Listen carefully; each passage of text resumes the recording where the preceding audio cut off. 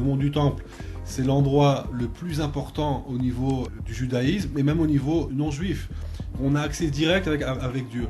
Tous les événements qui se passent en Europe ou dans d'autres pays, c'est signe précurseur de cette époque pré-messianique. L'approche messianique a toujours existé.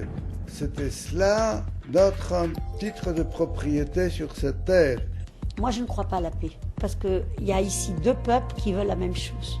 Et si on leur donne ce qu'ils désirent, on n'aura pas le droit d'exister, nous. C'est certainement l'un des lieux les plus saints de la planète. Une vaste esplanade de 150 000 mètres carrés qui dominait au nord la petite ville d'Israël quand y fut érigé le deuxième temple en 515 avant Jésus-Christ. Édifice agrandi ensuite par le roi Hérode, puis totalement détruit par les Romains au cours du 1er siècle de notre ère. C'est aussi sur cet emplacement qu'avait été érigé 3000 ans avant, dit-on, le premier temple. Là où David construisit un autel à Yahvé et où Abraham voulut sacrifier Isaac. C'est depuis ce même mont Moria, évoqué dans la Genèse, que Mahomet en 1616 ou en 1617 fit son voyage nocturne, qui est narré dans le Coran. C'est ici que les musulmans bâtirent leur dôme du rocher et élevèrent la mosquée Al-Aqsa, troisième lieu saint de l'islam. Ces quelques mètres carrés sont donc parmi les plus disputés de la terre.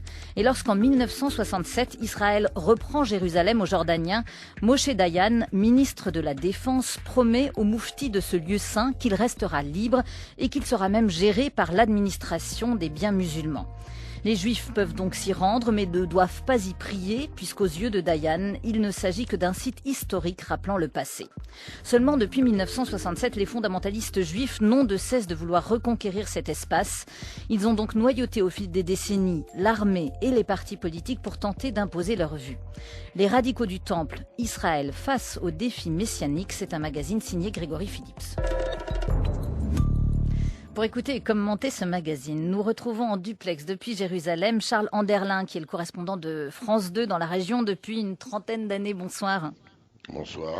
Vous venez d'écrire justement un livre sur le messianisme juif, un livre intitulé Au nom du Temple, publié aux éditions du Seuil.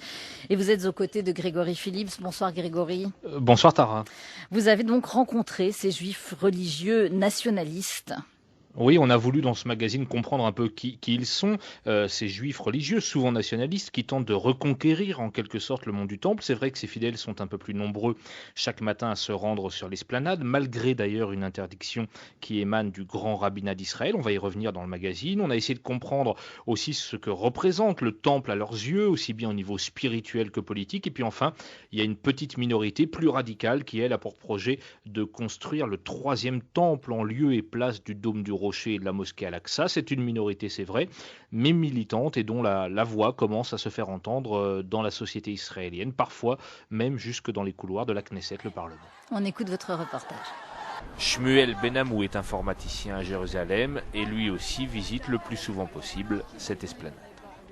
Oui, c'est une grande discussion au niveau halachique, loi juive. Est-ce qu'on a le droit de monter sur le mont du Temple ou est-ce qu'on n'a pas le droit ? Et même lorsqu'on monte sur le mont du Temple, il faut se préparer pour y aller, il faut faire un bain rituel avant, il faut aller avec des chaussures en toile et il faut aller à certains endroits qui sont permis. Il y a certains endroits qu'on n'a pas le droit d'y aller parce que c'était l'emplacement du Temple. Et étant donné que nous sommes considérés comme impurs, nous ne pouvons pas aujourd'hui accéder à tous les endroits. Quand on sera impur, à ce moment-là, on pourra accéder à d'autres endroits. Maintenant, la discussion qu'il y a au niveau rabbinique, c'est une discussion qui existe depuis à peu près une centaine d'années. C'est qu'il y a deux écoles. Il y a une école qui dit qu'on n'a pas le droit d'y aller tant que le troisième temple n'est pas construit. Et il y a une autre approche qui commence à prendre beaucoup plus d'ampleur ces dernières années, qui dit qu'il n'y a aucune raison qu'on n'y aille pas, parce que si on n'y va pas, à ce moment-là, les musulmans prennent le dessus et les gens considèrent que les juifs n'ont rien à faire au mont du Temple. C'est un endroit, c'est un lieu de culte musulman et donc le judaïsme n'a rien à chercher là-bas à part des provocations. Alors c'est tout le contraire. C'est-à-dire que le mont du Temple, c'est l'endroit le plus important au niveau du judaïsme et même au niveau non juif. Puisque c'est d'après les sources de nos sages, le monde a été créé de cet endroit-là. C'est-à-dire que Dieu a pris cet endroit-là et de là, il a créé et élargi le monde. C'est ce qu'on appelle la porte du ciel. C'est l'endroit le plus proche qu'on a accès direct avec Dieu. Toutes les prières qui sont faites à travers le monde arrivent sont dirigés vers Jérusalem. De Jérusalem sont dirigés vers le mont du Temple. Et celui qui est sur le mont du Temple, il doit diriger ses prières vers l'endroit du Saint des Saints. Donc c'est vraiment l'endroit où on a une communication directe avec Dieu. On a gagné Jérusalem, on a gagné le mont du Temple, maintenant il faut concrétiser.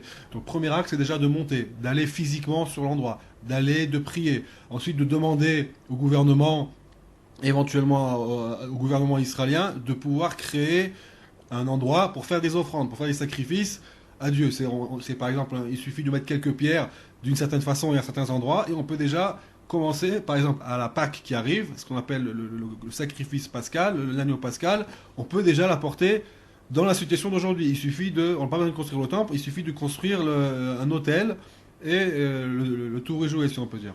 Oui, ce qui est douloureux ou plutôt frustrant, c'est déjà de voir que quand vous allez au Kotel, au mur des lamentations, là-bas vous avez des milliers de personnes tous les jours à n'importe quel endroit, alors que le mont du Temple, c'est l'endroit qui est beaucoup plus proche et beaucoup plus important. Il y a très peu de juifs qui vont. Déjà ça fait beaucoup plus mal.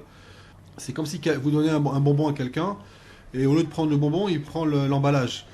C'est exactement la même chose. Que le mur des lamentations, c'est l'emballage, et le bonbon, c'est le mont du Temple. Et on a délaissé depuis 67, la guerre des 6 jours, on délaisse le mont du Temple. Il y a une sorte d'alliance entre le pouvoir laïque et le pouvoir ultra-orthodoxe qui s'oppose à tout ce qui est en rapport avec le Messie, tout ce qui est en rapport avec la délivrance finale. À l'entrée de l'esplanade, un panneau du rabbinat interdit pourtant aux fidèles juifs de visiter le mont du Temple, essentiellement pour des raisons religieuses. Il ne faut pas risquer de fouler le Saint des Saints, la partie la plus sacrée du temple, où seul le grand prêtre était autorisé à pénétrer avant la destruction de l'édifice.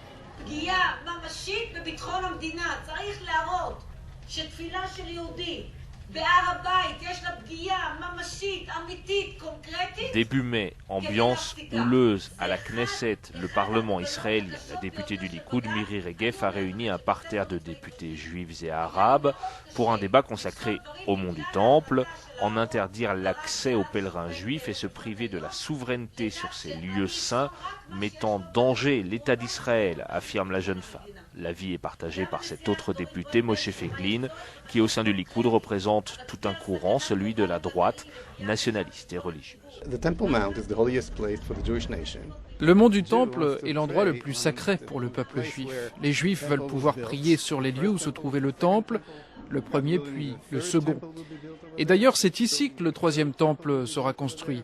Dire aujourd'hui que les juifs n'ont pas le droit d'y prier, c'est plus que ridicule. Chaque mois ou presque, Moshe Feiglin et quelques autres tentent donc de se rendre sur l'esplanade et à chaque fois ils en sont empêchés par les soldats israéliens qui contrôlent tous les accès au site et qui y assurent la sécurité.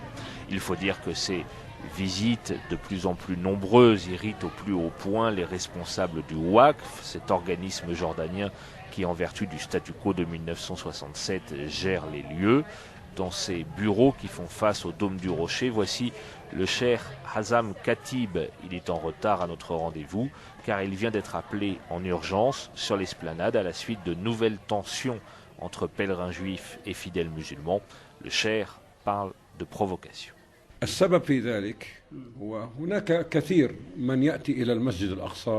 Aujourd'hui, nous avons beaucoup de visiteurs qui souhaitent découvrir la culture musulmane, les lieux saints de l'islam. Ils sont les bienvenus. La différence entre ces visiteurs et ceux que j'appelle les colons de la droite nationaliste, c'est que ces groupes de pèlerins juifs viennent faire de la provocation. Ils affirment qu'ici c'est leur temple. Ils ignorent à la fois notre culture, nos croyances et notre mosquée. Cette manière de voir les choses risque de provoquer une guerre de religion à travers le monde entier. Al-Aqsa et le Dôme du Rocher sont des lieux saints pour plus d'1 milliard de fidèles musulmans à travers la planète. Les Israéliens feraient mieux de regarder la carte de la région très attentivement.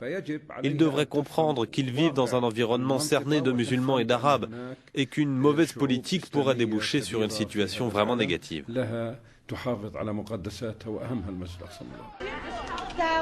Visiter le mont du Temple, s'y recueillir parfois, mais sans avoir le droit d'y prier, au risque d'y provoquer des tensions, c'est le credo de ces pèlerins juifs qui, c'est vrai, chaque matin à l'ouverture du site vers 7h30 sont de plus en plus nombreux. Mais quelques-uns vont au-delà de ce désir de prier sur le site sacré et rêvent à haute voix de construire en lieu et place du Dôme du Rocher et de la mosquée Al-Aqsa le troisième temple, celui qui permettra de faciliter l'arrivée du Messie.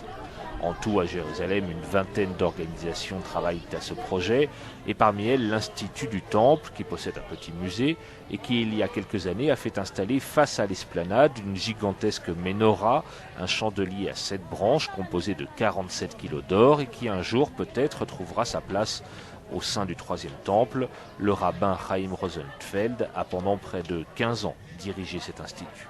Notre institut travaille depuis 25 ans à la reconstitution des objets. Donc nous avons un institut où les visiteurs peuvent venir voir les objets déjà terminés. Nous avons le chandelier, comme vous voyez. Il y a la table des pains de proposition, c'est-à-dire en hébreu Shulchan Apani, la table du visage. Mais si vous voulez, c'est important de savoir qu'elle est déjà terminée en or massif et donc en bois de chittim, en bois d'acacia. Il y a l'autel des offrandes des parfums, qui était dans le sein des temples. Donc les 3 objets qui étaient dans le sein du temple sont déjà prêts pour ce troisième temple. En dehors de cela, nous avons les trompettes, les objets en argent, tous les instruments qu'il faut pour pouvoir avoir la possibilité de se préparer ce troisième temple. Si vous voulez, nous, ce qu'on souhaite transmettre, c'est de comprendre que le temple, c'est ce qu'il y a à la réunion des peuples. C'est-à-dire le temple, c'est pas le peuple juif pour être sûr et dominateur, pas du tout. C'est le peuple juif est là pour accueillir tout le monde, pour qu'il puisse pèleriner. Mais lorsque le temple sera reconstruit, il y aura à nouveau qu'une seule religion, avec un seul courant de pensée, c'est-à-dire vers Dieu, créateur du monde. Et c'est ce qu'on essaie de faire. Effectivement, nous créons un électrochoc à des personnes qui ont aujourd'hui la primeur de la prière donc à cet endroit. Quelle est l'influence de l'Institut du Temple, j'ai envie de dire presque au niveau politique ou dans la société israélienne? Est-ce que vos idées de préparation, par exemple, gagnent du terrain dans le pays? Est-ce que vous vous sentez soutenu par la population ou par les politiques? Oui, alors de plus en plus nous avançons dans cette voie.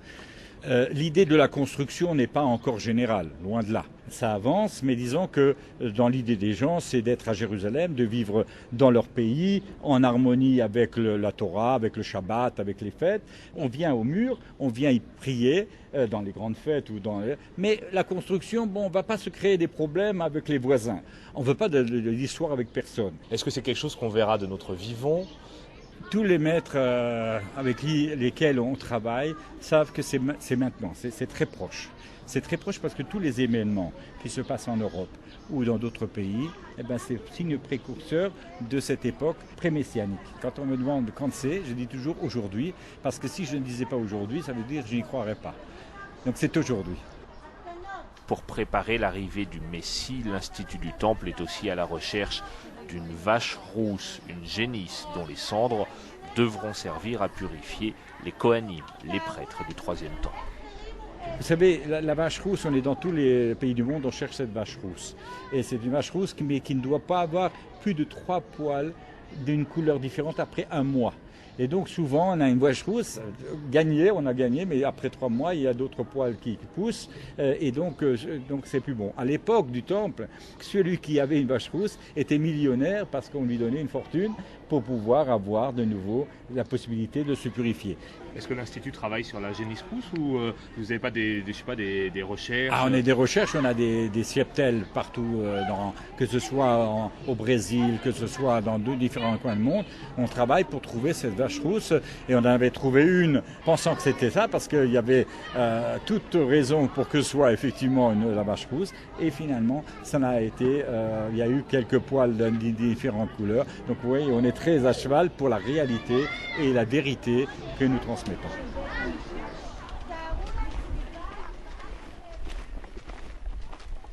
À 20 km à l'est de Jérusalem, dans une implantation israélienne qui domine la ville palestinienne de Jéricho, Daniel Ben Ramon a, lui, avec quelques amis, créé un camping où les touristes peuvent venir participer à la construction d'une réplique du temple ou à la confection des vêtements liturgiques qui un jour pourront servir aux Kohanim. We have to be ready. To be ready if when the time comes. On doit se tenir prêt pour le moment venu. Si par exemple un jour le Premier ministre Netanyahou dit « Eh les gars, vous êtes prêts? Allons construire le temple », eh bien il faut qu'on soit prêt.